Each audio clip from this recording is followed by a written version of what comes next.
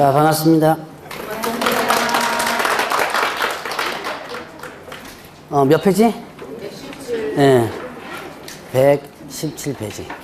그러니까 이제 수업 들어갈 때 오늘 어디 할 건가 정도는 좀 펴놓고 있는 게 낫겠죠? 예, 모르면 옆 사람들도 물어봐가지고, 이제 나중에는 제가 이런 얘기를 할 거예요. 수업 시간 한 30분 정도 좀 일찍 와가지고 오늘 진도 나갈 거 중간 제목들 있죠? 왜? 여러분들 그거 보면 그 제목들 있죠? 왜? 예, 그 중간 제목들. 그 중간 제목까지만 해도 한번 읽어보고 진도를 같이 수업을 나가면 나중에 아, 이게 어디쯤 나가는구나 라고 하는 것을 대략적으로 알 수 있어요. 물론, 와가지고 쭉 오늘 진도 나갈 거 다 한번 쭉 읽어 나가면 좋겠지만 현실적으로 사실 그게 좀 불가능해요. 그래서 중개사법은 그렇게까지 사실 뭐 할 필요가 없어요. 근데 가능하면 민법이나 개론은 오늘 배울 거를 한번 읽어보고 오시는 것도 괜찮아요. 그러면 여러분들이 진도 나갈 때 상당히 많이 도움이 될 겁니다. 근데 중개사법까지는 그렇게 하지 마시고요. 중개사법 공부하지 말라고 자꾸 그러거든요, 저.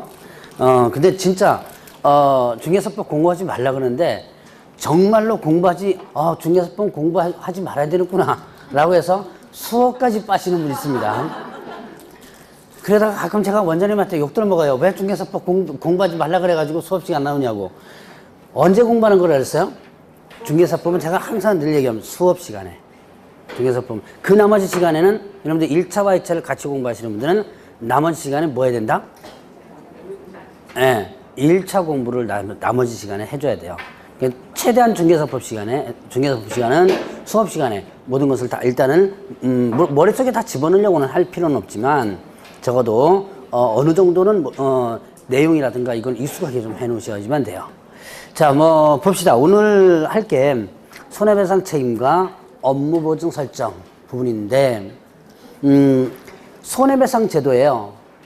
근데 이제 여러분들 손해배상 제도는 꼭 굳이 중개사법에 있는 규정이 없다 하더라도 민사상 어떻게 돼요?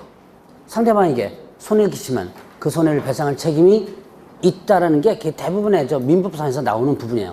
그러니까 여러분들이 이제 나중에 뭐 개인 대 개인 간에 어떤 손해를 끼쳤다 그러면 소송 들어가죠? 그럼 소송 들어가면 거기에 따라서 민사상의 책임을 지게 돼요. 그런데 자, 중개사법에서는 조금 더 강화를 시켰다라고 볼 수 있어요. 그래서 자, 중개행위론함에 있어서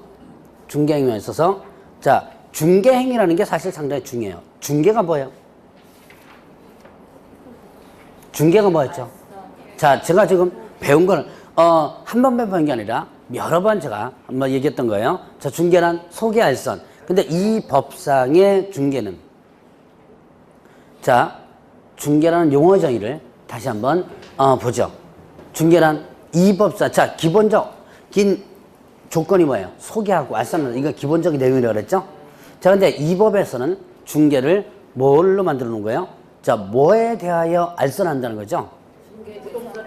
부동산 중에서 중개 대상물이죠. 예. 중개 대상물에 대하여 거래 당사자 간의 보수는 업에서 나오는 거고요. 자, 거래 당사자 간의 매매 교환 임대차, 그 밖에 권리득실 병익에 관한 행위를 알선하는 것. 기억은 나는 것 같아요?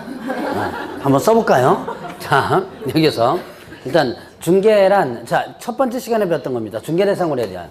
중개 대상물에 대하여, 그 다음에 거래 당사자 간의, 자, 매매 교환 임대차, 매매, 그리고 교환, 그리고 임대차.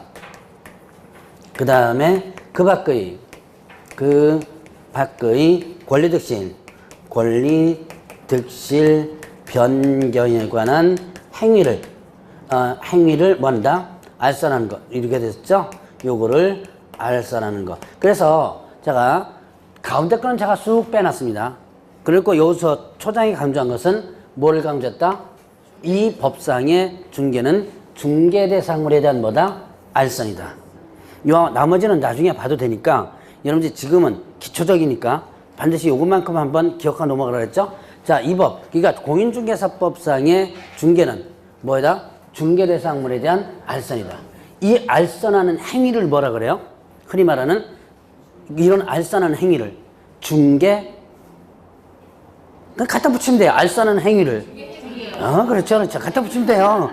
어렵게 생각하지 마세요. 자, 이렇게 알선하는 행위를 뭐라 한다? 네, 중개행위라고 합니다. 자, 바로 여기에서 보면 요 중개 행위에 대해서만 여기서는 손해배상 요건을 갖추도록 하고 있어요. 자, 그래서 중개행위가 아닌 것에 대해서는 이 법상에서는 손해배상과 관련된 부분이 없습니다. 그러면 이 법에서는 결국 중개행위와 관련된 부분이 있고요. 중개행위가 아닌 것에 대한 손해는 결국은 민사상과 해결하면 돼요. 민법상으로서 소송 제기해가지고 저쪽 해결하면 됩니다. 근데 결국은 뭐냐면 요것에 대한 알선하는 행위 있죠? 이게 뭐라 그랬죠? 중개행위라고 그랬죠. 그래서 요거를 하다가 의뢰인에게 손해를 끼쳤다. 그래가지고 그 손해를 배상할 책임이 있다는 얘기예요. 자, 그러면 이제 이게 나중에 상당히 중요하게 들어갑니다. 이유는 조금 이따 아마 알게 될 거예요. 그러면 보죠. 또 하나의 손해배상 요건이 뭐냐면 자기 사무소를 다른 사람의 중개행위 장소로 제공했다. 이거 뭐 한 거예요? 내 사무소를 다른 사람의 중개행위 장소로 제공했다. 그러면 사무실을 어떻게 한 거? 임대. 보다 여러분이 배웠던 용어를 갖다 한번 써먹으면 사무실 보다 양도한 거죠. 자, 자격증 양도했든지 등록증 양도했든지 둘 중에 하나일 거예요. 상황에 따라서 틀리겠지만 그러면 이렇게 사무실을 다른 사람의 중개인 장소로 제공했다는 얘기는 내 사무실에 다른 사람이 와가지고 중개인을 한다는 얘기죠. 그게 대표적으로 양도죠. 양도돼요, 부분. 그러면 이렇게 했다면 그렇게 해가지고 손해가 났다면 결국 누가 배상 책임이 있다? 개업 공인중개사가 배상 책임이 있는 거예요. 손해배상 책임이 있다. 자, 그러면 결국은 사무실 빌려줬다가 이 사람이 만약에 손해 끼치죠? 그럼 결국 누가 배상해줘야 돼요? 내가 배상을 해줘야지만 되는 거죠. 그러니까 여러분들이 함부로 사무실 빌려줘서는 안 된다. 양도대와 관련된 부분에서 연결시켜서 한번 제가 얘기를 했던 부분일 겁니다. 아마. 자, 어쨌든 이렇게 손해배상 요건이 일단 두 가지가 있고요. 이 손해배상 요건의 두 가지는 실질적으로는 여러분들이 많이 시험 문제 나오긴 나와요. 근데 어쨌든 강조하는 것은 자, 중개행위를 하면서 써요. 그러면 중개행위가 아닌 다른 행위에 있어서는 이 법사인 손해배상 요건이 적용이 안 된다는 얘기예요. 그러면 이제 어쨌든 자, 손해배상 요건이 돼가지고 손해를 배상해 줘야지만 됩니다. 자, 여러분들이 개업공개서 됐어요. 개업 공인중개사에서 됐습니다. 그러면 중개사무소 개설 등록을 했겠죠. 그러면 근데 중개인을 하다가 의뢰인에게 손해를 끼쳤습니다. 내가 중개인 뭐 저번주에 잠깐 얘기했죠.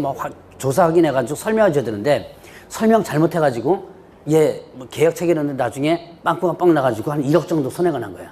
자, 일단은 보죠.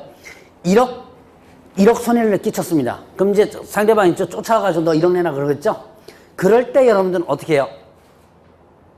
자, 이제 여러분들이 이제 머릿속에 생각을 한번. 여러분들이 이제 의뢰인에게 손해를 끼쳐가지고 1억의 손해가 났습니다. 지금 내가 1억을 당장 갚아줘야 될 판입니다. 지금 좀 더 올릴까요? 한 3억 갖다 봅시다. 한 3억의 손해를 지금 끼쳤어요. 자, 그럼 여러분들은 어떻게 하죠? 자, 여러분들이 의뢰인에게 손해 끼쳤다. 그럼 이제 여러분들은 어떠한 행동을 해야 될까요? 머릿속에는 생각을 하는데 혹시나 싶어서 대답을 안 하시는 분들도 있을 거고 가장 간단하게 들고 튀어야죠. 손에 지금 3억 끼쳤어요 지금. 그럼 울적한 샷다문 내리고 도망가는 게 체육상책이죠 지금. 제가 이거 지금 여러분들 머릿속에는 다 그거 생각하고 있었죠. 그럼 나만 이상한 건가? 생각도 안 했어요? 네. 그래도 여러분들 상당히 순진하시구나. 다른 학원에서는 튀어야 됩니다 소리가 나오던데.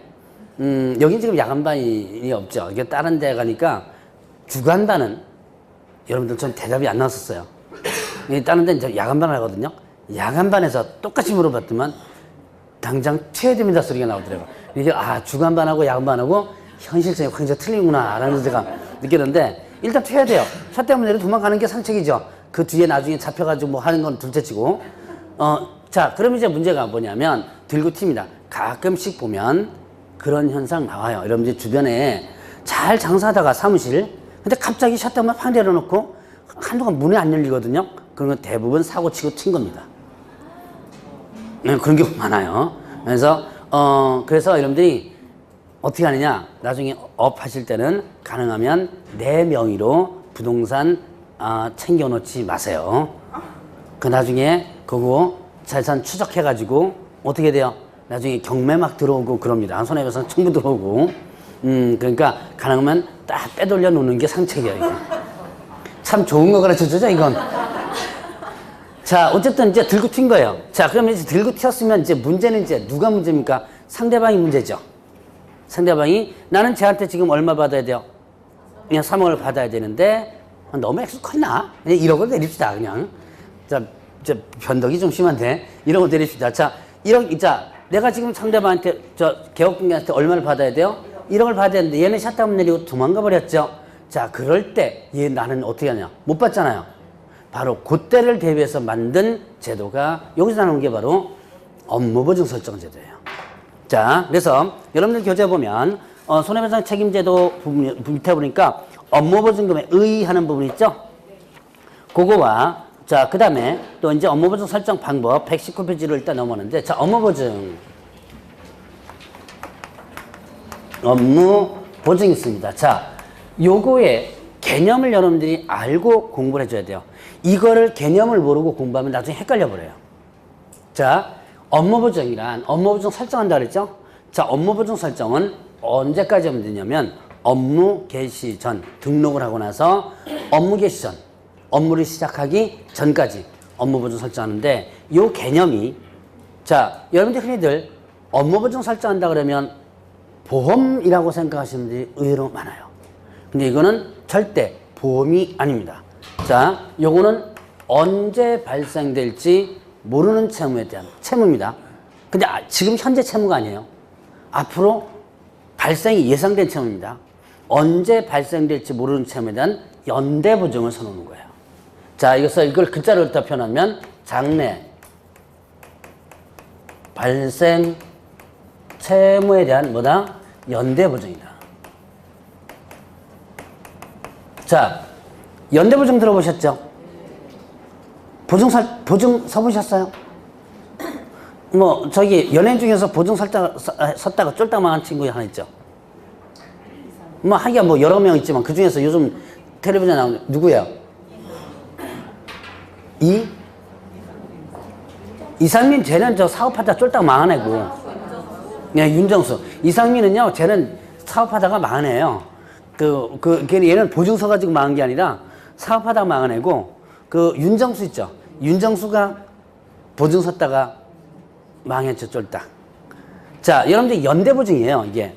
연대보증의 개념이 뭐예요? 여러분들 아마 다 알 겁니다. 연대보증은 내가 현재 지금 돈을 빌리는데 빌려준 사람이 좀 찜찜하니까 그러면 보증 하나 서놔라 그러죠? 한 명 데리고 와서 그럼 보증 서놓는 거예요. 근데 내가 돈을 못 갚죠? 그럴 때 어떻게 돼요? 예, 그 보증 선 사람이 어떻게 된다?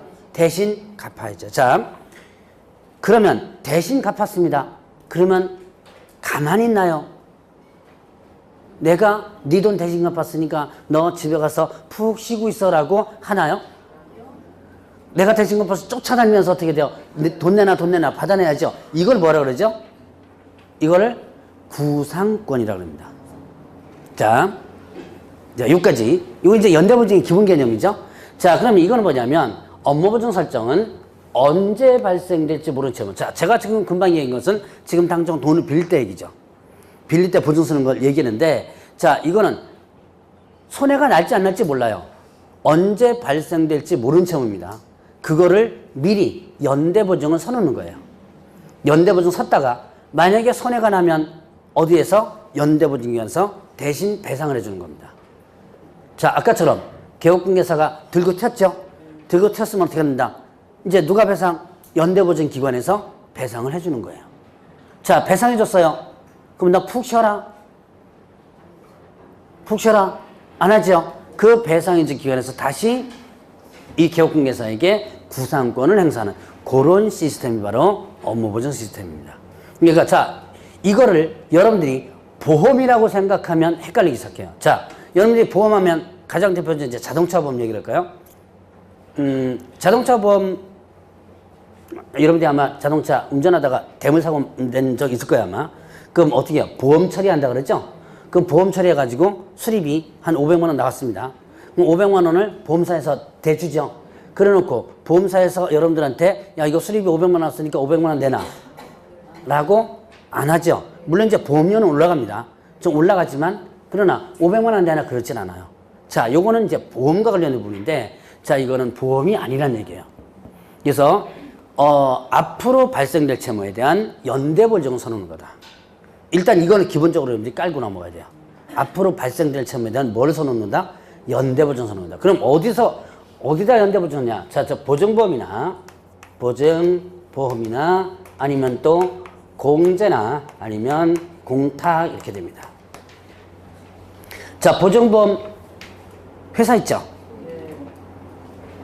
지금 서울보증보험 회사 있던가요? 그리고 농협인가도 보증보험 사업을 하는 것 같은데 자, 이렇게 보증보험 회사에다가 보증설자하는 거 있고요. 공제가 있어요. 자, 공제는 뭐 여러 군데서 많이 들어봤을 거예요. 공인중개사 협회에서 운영하는 겁니다. 공제 사업을 한다라고 하는데 자, 이거는 공제는 지금 현재는 공인중개사 협회에서 운영하는 거고 뭐와 같냐면 보증보험과 같아요. 다만 자, 이 공제는 일단은 사업성이 아닙니다. 이거는 일단은 회원의 상호부조를 목적으로 한 부분이기도 합니다. 어쨌든 자, 이거 공제 이건 어디서 운영하는 거다? 협회. 자, 그다음에 이제 공탁 있어요.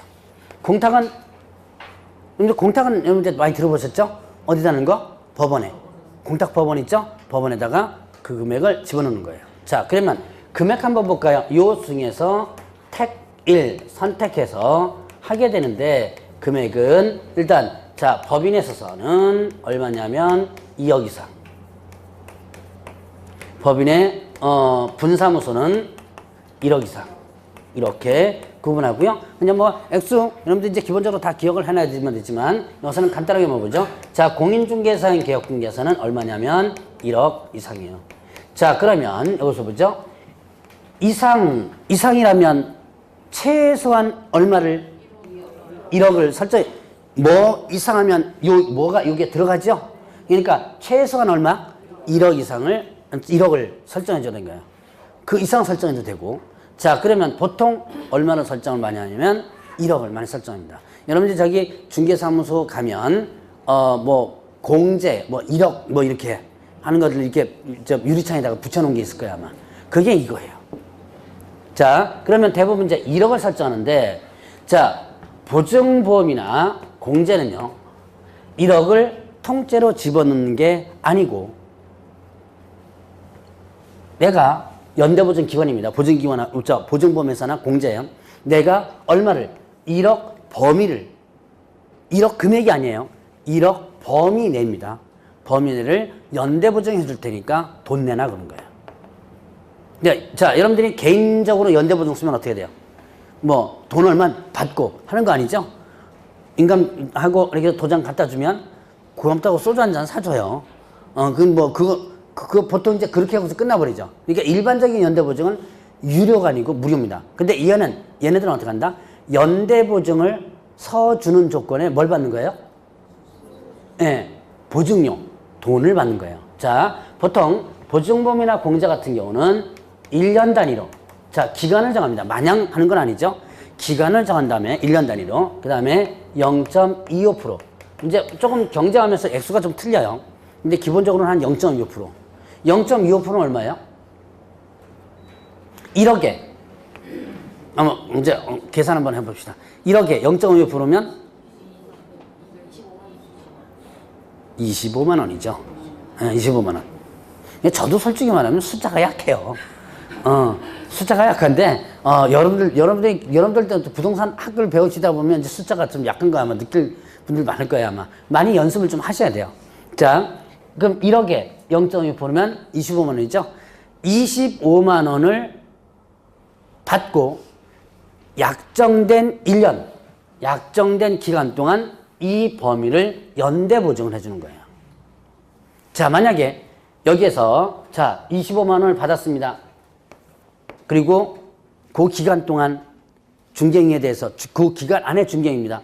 사고가 났어요. 5천만 원 사고가 났습니다. 자, 이 5천만 원에 대해서 이제 의뢰인이 청구대 들어오겠죠?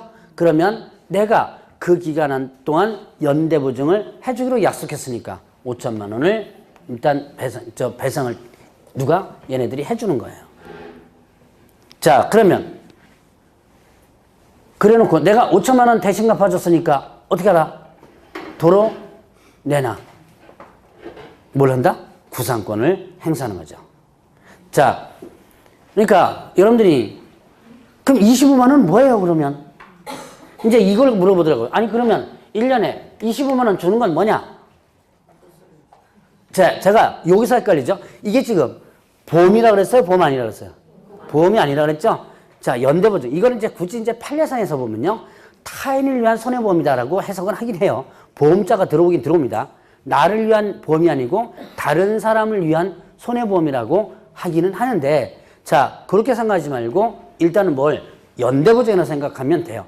이거는 연대보증 해주기로 약속한 그 대가입니다. 1억 범위에 대해서 내가 1억 범위를 연대보증 해줄게. 돈 얼마죠? 25만 원 적는 거예요. 그러면 자, 사고 나면 이렇게 5천만 원에 대해서 대신 갚아주고 구상권 행사하고요. 만약 그럼 사고 안 나면 어떻게 돼요? 약속된 기간 안에 사고가 안 났습니다. 자, 25만 원 돌려줘요? 안 돌려줘요. 그렇죠. 안 돌려주죠. 내가 약속은 연대보상이 약속했지만 사고 안 났죠. 이게 뭐라 해서 언제 발생인지 모르는 채무죠. 장래 발생 채무니까 사고가 안 났으면 그거는 이제 내 돈 되는 거예요. 그러니까 이제 보증보험회사 같은 데는 어떻게 돼요? 사고가 그러지 안 나이지만 되죠. 그래야지 돈 버는 거죠. 사고가 뻥뻥 나면 25만 원씩 받아가지고 이렇게 싸놨죠. 싼 데서 계속 돈을 내줘야 될 거 아니에요. 근데 사고가 안 나면 싸놓은 그 돈이 다 내 돈이 되는 거죠. 자, 이런 식으로 이제 업무보증 설정에 대한 기본적 개념을 여러분들이 써놓으시면 돼요. 자, 머릿속에 머릿속에 이것만 기억하면 돼요. 자, 이 업무보증 설정은 뭐가 아니다? 보험이 아니다. 자, 그래서 이거는 연대보증을 서두는 거다. 라고 보시면 돼요. 자, 그럼 이제 공탁을 보죠. 공탁은 어떻게 돼요? 이 1억을 통째로 집어넣습니다. 통째로. 그랬다가 이제 공탁은 집어넣는 거예요. 그랬다가 나중에 손해가 나죠. 예를 들어서 5천만 원 손해가 나면 의뢰인이 어떻게 돼요? 공탁기원을 오겠죠? 공탁기원으로 와서 청구하면 5천만 원을 빼주는 거예요. 자, 요런 것이 이제 공탁입니다.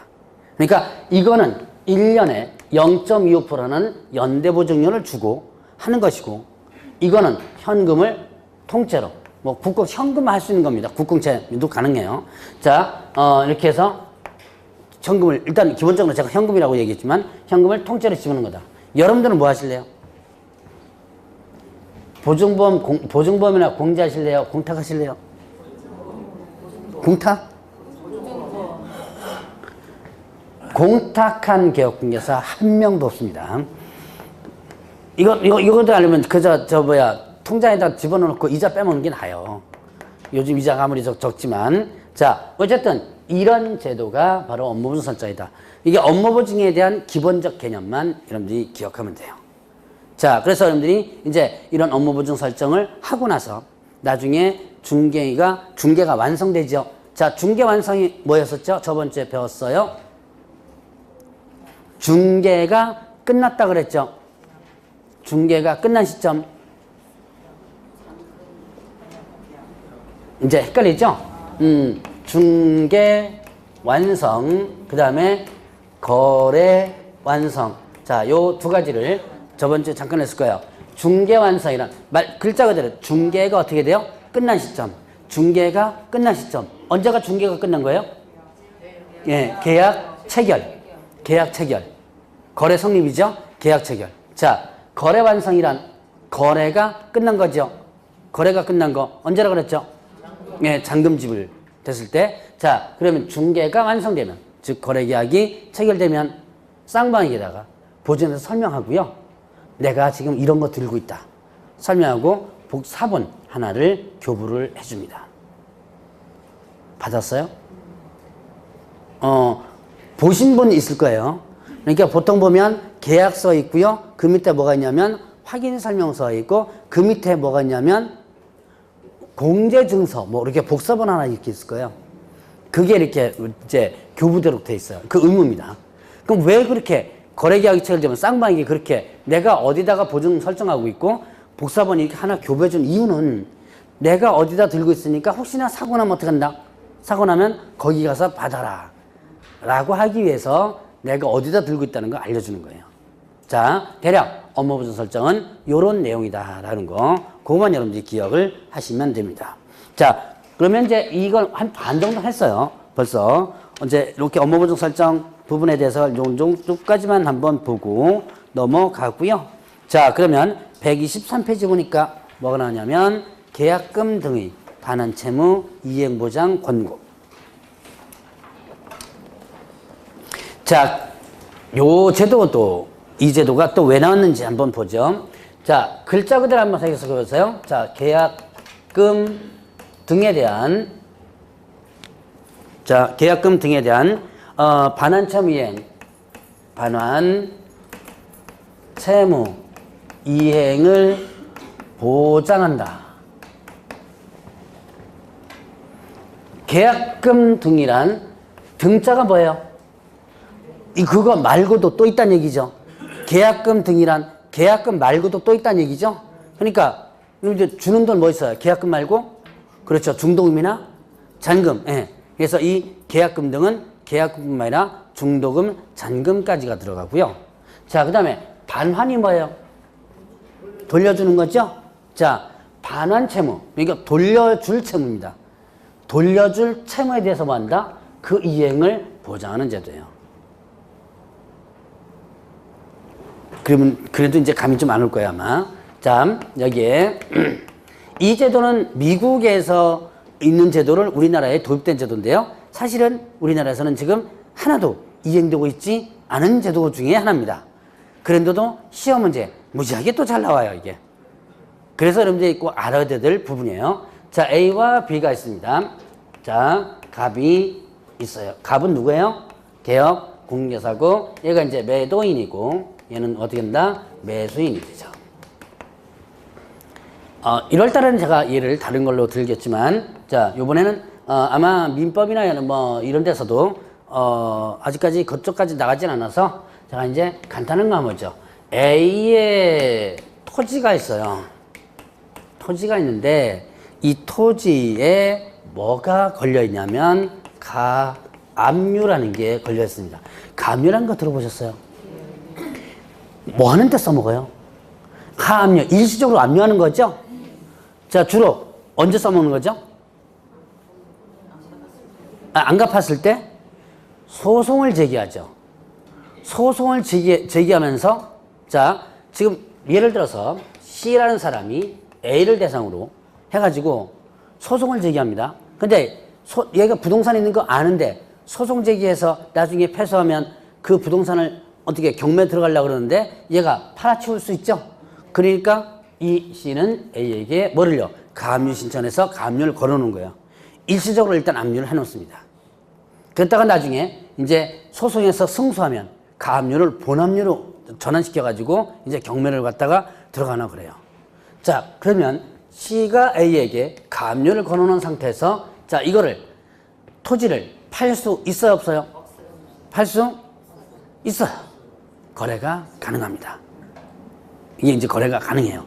양도가 가능해요. 등기 넘어갑니다, 이거. 근데 상당히 위험합니다. 그래서 여러분들이 이런 권리를 잘 모를 때는요, 특히 개업공개사나 아니면 이 사람들이 이거 별거 아니니까 그냥 계좌니까 곧 갚을 거니까 이거 별거 아니니까 걱정 말고 그냥 사라고 그러는데 이게 상당히 무서운 권리입니다, 이게. 별거 아닌 게 아니에요, 이게. 만약에 자, A와 B가 일단 거래가 가능하다 그랬죠? A와 B가 이 토지에 대해서 매매 계약을 체결하고 소유권 누구한테 넘어갔다? B한테로 넘어갑니다. 그런데 C가 A를 대상으로 소송이 계속 진행되죠? 자, 일단 가압류가 걸린 거예요. 소송이 진행돼 가지고 C가 최종적으로 뭐 하게 되면 승소를 하게 되죠? 그러면 이때 어떻게 한다? 이때 이 C는 자, 소유권은 이미 어디로 넘어가 있어요? B한테로 넘어가 있죠? 이 B를 대상으로 해서 가압류를 실행하게 됩니다. 그럼 절대 어떻게 돼요? 이거 물건 네, 뺏기게 되죠. 얘한테 경매가 들어가게 됩니다. 자, 이건 경매를 이럴 대선에서 신청할 수 있는 거예요. 그래서 이 가압류가 상당히 무섭다.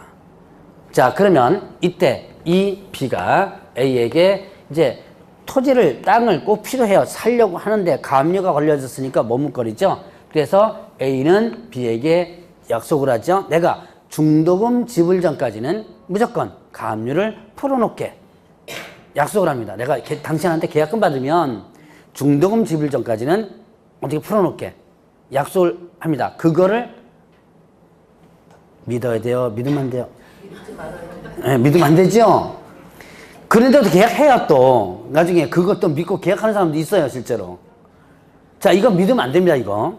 자, 근데 어쨌든 그걸 믿고 계약을 체결합니다. 그래서 이 B는 A에게 계약금을 주고 계약을 체결하는데 중도금 지불 시점에 탁 가보니까 등기부 또 열람하죠. 했더니까 가압류가 어떻게 돼요? 그대로 있는 거죠. 계약금 받아가서 딴짓한 거예요. 다른 데 돌려가지고. 자, 그러면 이때 어떻게 돼요? 약속이 깨졌죠. 그럼 계약이 어떻게 한다? 해제되면서, 자, 이제 계약이 얘 때문에 깨졌습니다.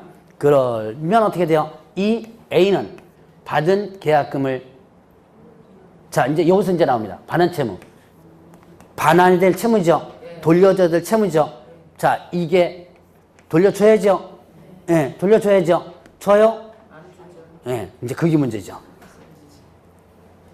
현실적으로 그게 문제죠? 거의 다 안 줘요, 이거. 자, 그러면 이때 결국 얘가 졸제 손해보게 되죠.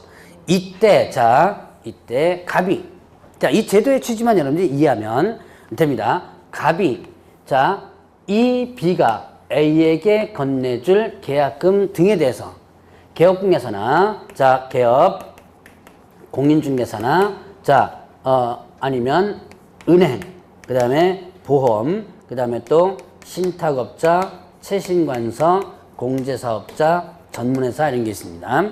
자, 개업공개사나 은행이나 보험, 신탁업자, 최신관서, 공제, 전문회사 명의로, 예금주 명의예요. 예금주 명의로 예금시켜 놓은 거예요. 일단은 복잡하니까 이건 뒤에 다 이제 여러분들 기억해놔야 되는 거예요. 근데 이제 복잡하니까 이것만 보죠. 개업 공인중개사 명의로 예금시켜 놓게 됩니다. 자, 다른 은행이라든가 쭉 기관도 있지만 일단 요것만 갖고 한번 해보죠. 자, 그러면 이 명의로 B가 A에게 건네줄 돈을 개업공개사 갑 명의로 예금시켜 놓은 거예요. 제3자가 예금시켜 놓은 거죠. 그랬다가 나중에 약속대로 가압류를 어디냐면 말소시키면 그러면 누구한테 주면 되고요? 예, A한테 주면 되죠. 근데 만약에 여기서 약속을 깨가지고 가압류가 지금 안 풀렸죠? 말소 안 됐습니다. 그럴 때는 계약이 깨지겠죠? 깨지면서 그 계약금을 누구한테 주는 거예요? 예, B한테 주는 거죠. 얘가. 이 제도가 무슨 얘기인지 대충 아시겠죠? 자, 이 제도. 자, 그러면 여기서 보죠. 이 제도는 누구를 위한 제도일까요? A를 위한 거, B를 위한 거? 예, 얘를 위한 제도죠. 얘는요, 당장 어떻게 돼요? 계약금 받아가지고 써먹어야죠? 근데 제3기관에다가 예치시켜 놓죠? 자, 이 제도는 얘를 위한 제도다. 자, 이게 바로 계약금 등의 반환 채무 이행을 보장하는 제도로서 개업공개서는 계약금 등에 대해서 자기 명의나 아니면 여기 금방 써놨던 은행이나 이런 명의로 예치를 권고할 수 있다고 했어요. 권고할 수 있다. 이렇게 되거든요. 자,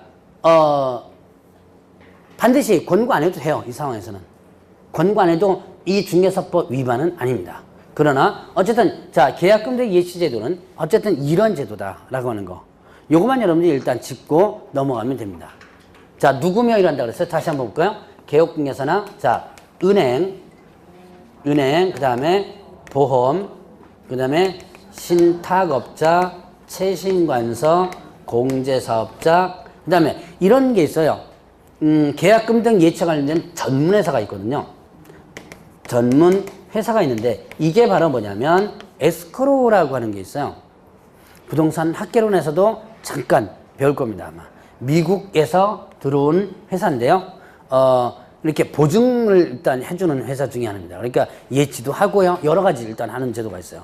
자, 어쨌든 이런 전문회사 명의로, 자, 여기 이제 예치명의자입니다. 어디다 예금시켰냐면 금융기관이나 신탁업자나 아니면 또 공제사업자.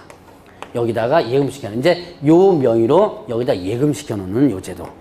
자, 요런 거라든가 또 뒤에 부적인 내용이 몇 가지가 있는데 이거는 일단은 여러분들이 기억 지금 안 하셔도 되는데 이 제도가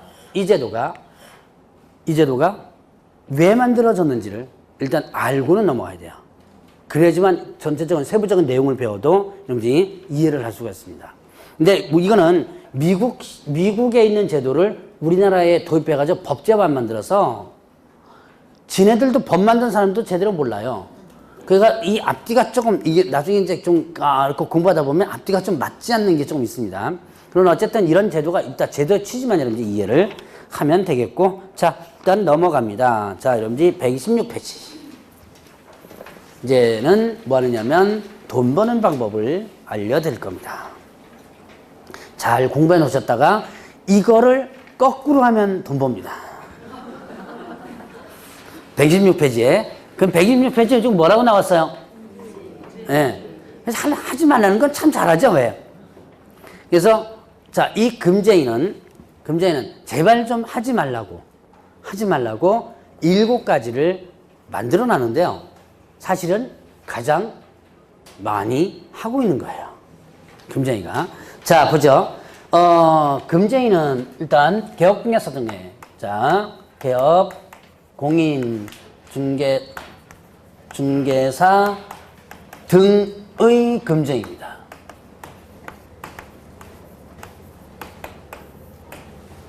이거 저번 주에 잠깐 영어 배웠던 것 같은데요. 개업공개사 등 하면 개업 공인중개사, 개업공개사 누구죠? 개업 공인중개사는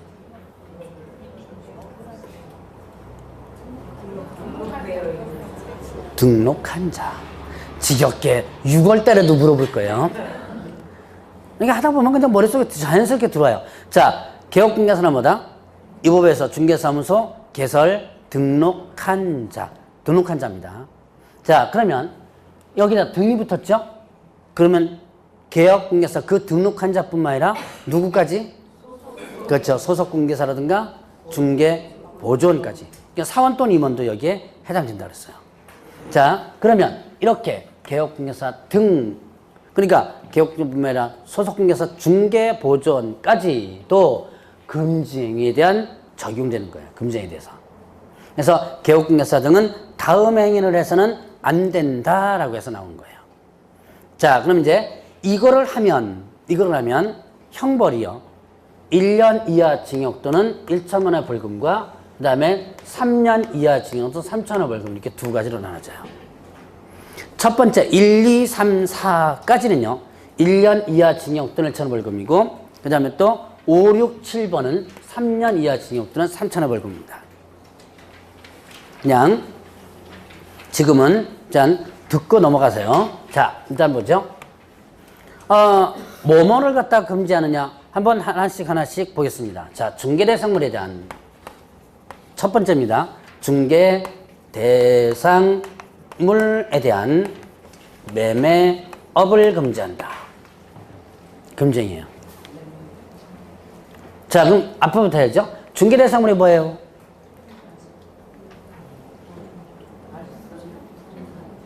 알선하는 물건. 예. 그래서 중개사법에는 중개대상물을 5가지로 정하고 있었죠. 그까지 제가 얘기를 했었습니다. 토지, 건축물, 그 밖에 토지의 정착물도 있지만 또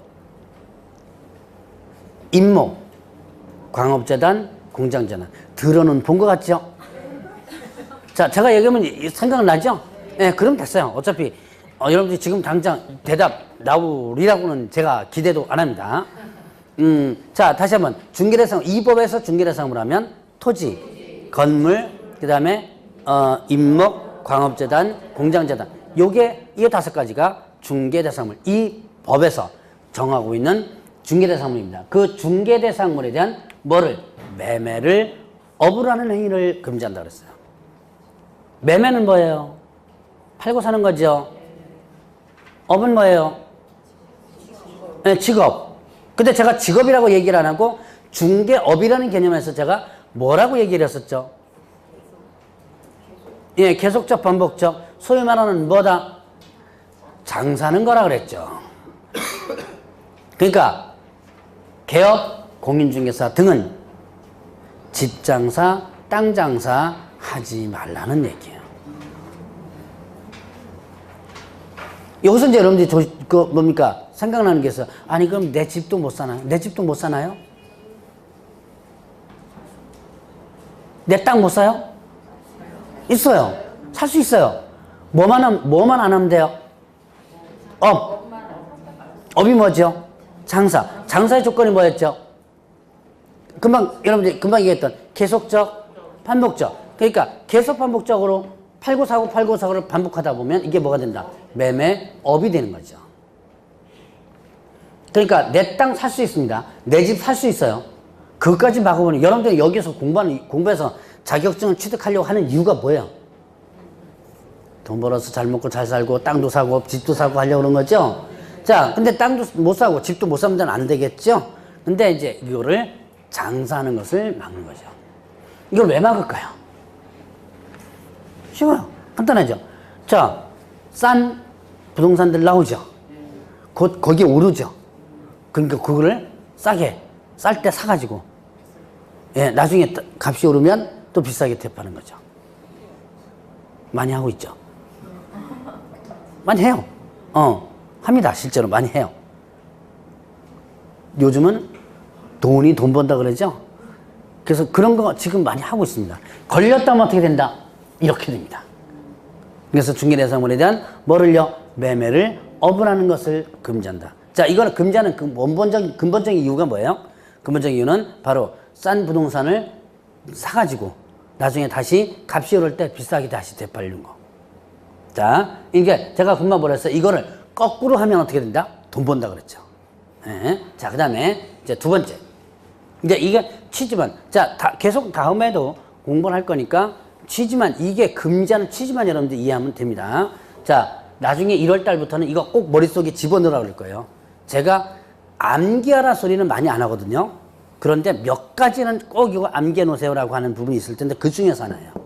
자, 이제 두 번째, 무등록. 업자 알면서 그로부터 의뢰받았거나 명의를 이용하게 하는 행위. 두 번째 이제 금지행위가 뭐라고 하냐면 중개사무소 개설 등록하지 않고 중개업을 영위하는 자. 자, 중개사무소 개설 등록하지 않고 중개업을 여는 자 누구예요? 등록하지 않고 중개업을 하는 자? 예, 무등록이죠. 이 사람을 알면서 그로부터 의뢰받았거나 명의를 이용하게 하는 행위를 금지한다. 그러면 보죠.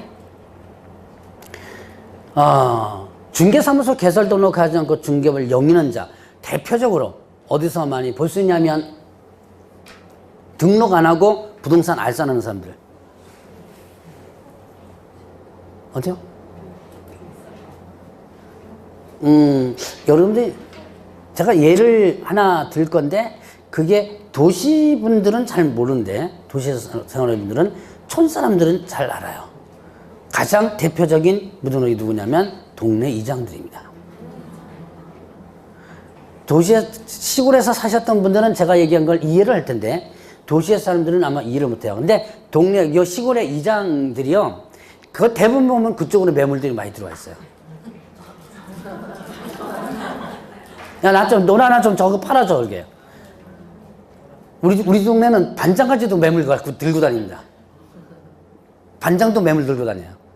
그럼 이제 옛날에는 이렇게 해가지고, 그 다음에 뭐냐면, 이장들이 소개시켜줬어요. 저쪽 마을에, 이제 뭐 하나 있으니까 뭐, 아니라, 그러니까 이것도 알선이죠. 그래 놓고, 예나 지금이나 공짜 없습니다. 다 뭐 받아요. 그럼 이제 이 법에서는 이게 뭐가 된다? 이걸 계속적 반복적으로 하면, 이게 중개고, 이걸 계속적 반복적으로 하면 뭐가 되는 거예요? 중개업이 되는 거죠. 그러면, 지금 이렇게 된다면 어떻게 돼요? 뭐 위반된다? 중개사법에 위반되는 거죠.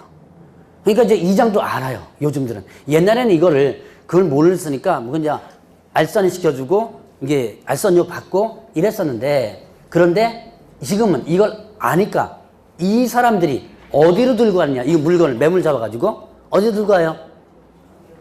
부동산 사무실로 들고 갑니다. 내가 저쪽 동네에 땅 이거 들고 왔는데 너 이거 하면 얼마 줄래? 벌써 가격부터 흥정. 내가 받을 대가부터 흥정합니다. 바로 그런 것을 받으면 된다 안 된다? 받으면 돼 안 돼요? 안 되죠 당연히. 예. 근데 그쪽에서 장사하려면 어떻게 돼요? 그렇죠. 그래서 거꾸로 하면 돈 번다는 얘기예요. 자, 그래서 바로 그 대표적인 사람들 이게 중개사무소 개설 등록하지 않고 중개업을 영위하는 자인 사실을 알면서 그로부터 의뢰받거나 그 사람에게 이름 빌려주는 거 있죠? 명의를 이용해서는 안 된다는 얘기예요. 자, 이런 케이스 하나 있고요. 자, 그 다음에 세 번째는 중개보수에 대해서 초과수수. 중개보수에 대해서 초과수수. 자, 사례 증여 등 여러분들 교재 보면 이런 내용 나와요. 사례 증여 등 어떠한 명목으로 라는 문구가 나오죠. 봤어요? 세 번째, 어떠한 명목으로. 이 어떠한 명목은 절대적 금지입니다. 어떠한 명목은 뭘 얘기한다? 절대적 금지. 자, 그러니까 사례 증여 등 어떠한 명목인지 중개보수 실비를 초과하여 금, 돈이나 물품을 받아서는 안 된다. 절대적 금지다 그랬죠? 자, 그럼 이러면 어떻게 할까요? 의뢰인이 스스로 알아서 더 줬습니다. 나는 법정 보수 100만 원만 받으려고 그랬는데 봉투에다가 아주 극히 드뭅니다. 오히려 법정 보수 100만 원에서 팍팍 깎아가지고 한 80만 원만 던져주고 그냥 갑니다. 그런 사람 많은데 아주 극히 드물게 나 100만 원 받으면 되는데 100만 원 더 얹혀가지고 200만 원까지 봉투에서 딱 넣었어요. 자, 법에 위반 될까요 안 될까요? 스스로 알아서 더 줬어요. 안 돼. 자, 금방 제가 뭐라 그랬죠? 어떠한 명목, 이거는 뭐라 그랬죠? 절대적 금지라 그랬죠. 자, 그럼 다시 물어봅니다. 이거 의뢰인 스스로 알아서 이렇게 200만 원 준 거예요. 나 100만 원 받아보면 되는데 이거 법에 위반된다 안 된다? 예, 위반된다. 앞에 그 문구를 보세요. 거기 보니까 사례라고 하는 문구 있죠? 사례. 그 의뢰인이 스스로 알아서 더 준 게 뭐예요? 그렇죠. 흔히들 사례금이라고 하는 거죠. 자, 이것도 위반되는 거예요. 그러니까 중개보수를 어떤 명목인지 초과해서 받아서는 안 된다. 한 푼이라도 더 받아서는 안 된다는 얘기예요. 자, 그게 일단은 세 번째 금정입니다. 자, 대략 기본적인 내용만 한번 설명하고 넘어가는 거예요. 자, 그 다음에 네 번째 보죠. 자, 이게 다 위반하면 뭐가 되는 거예요? 지금 걸렸다면 1년 이하 징역 또는 2천만 원 이하 벌금에 해당되는 겁니다. 자, 거짓 언행이 있었어요. 거짓말하면 안 된다. 거짓 언행. 자, 중개대상물의 거래상 중요사에 관하여. 자, 거래상 중요사에 관하여 거짓된 언행, 그 밖의 방법으로 의뢰인의 판단을 그르치게 하는 행위를 금지한다. 그럼 거래상 중요사이란 뭘까요? 자, 간단해요. 거래상 중요사이란 간단하게 해석하면 됩니다. 그 사실을 알았다면 거래를 하지 않았을 정도로 중요한 사항이다. 그러니까 예를 들어서 자, 어디 조금 문짝 하나 부서진 거 있죠. 문짝 하나가 조금 부서졌습니다. 애들 키우는 집들은 좀 잘 부서져요. 그러면 그런 문짝 하나 좀 부서졌습니다. 이게 과연 거래상 중요사 해당되느냐는 부분이에요. 당사자는 된다 그러겠지만 그러나 이제 일반적으로 제3자 입장에서 보면 이건 거래상 중요사까지는 아니에요. 근데 이제 거래상 중요성이 뭐냐? 권리관계. 아까 저쪽에 있었던 가압류가 걸려 있거나 가처분이 걸려 있거나 뭐 경매 등기가 이미 걸려 있거나 뭐 이런 것들. 저당권이 있거나 저당권도 상당히 중요한 권리죠. 자, 이런 것들. 자, 그 다음에 중대한 하자. 금방 문짝 좀 부서진 게 아닌 중대한 하자. 뭐가 있겠어요? 이제 천장이 뭐 새거나 뭐 이런 거. 아니면 벽에 뭐 금이 쭉 가가지고 바람이 들어온다는 이 정도. 너무 심했나요? 그 정도. 자, 이게 이제 거래상 중요사항입니다. 그런 거래상 중요사항에 관하여 거짓된 은행, 거짓말한 거죠. 가장 많이 거짓말하는 게 뭐냐면 이런 거 있어요. 실제 판례도 있지만 개발 제한 구역으로 지금 묶였어요. 여러분들 흔히들 그린벨트라고 많이 하죠. 그런데 이거 사면 금방 대파할 수 있다.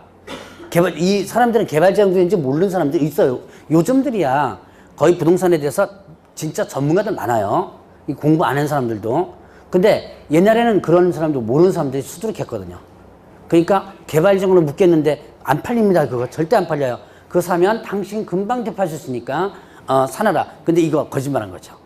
자, 그런 거. 거짓된 은행. 그 다음에 그 밖의 방법. 그 밖의 방법은 뭐냐면 알면서도 안 알려준 거예요. 자, 예를 들어서 주택임대차 들어갑니다.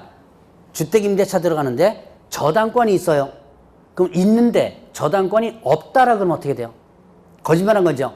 그런데 저당권이 분명히 설정됐는데 이거를 아무 소리 안 하고 그냥 입 꾹 다물고 중개해줍니다. 얘기를 했어요, 안 했어요? 네, 안 했죠. 자, 요게 바로 그 밖의 방법이에요. 소위 말하는 침묵입니다.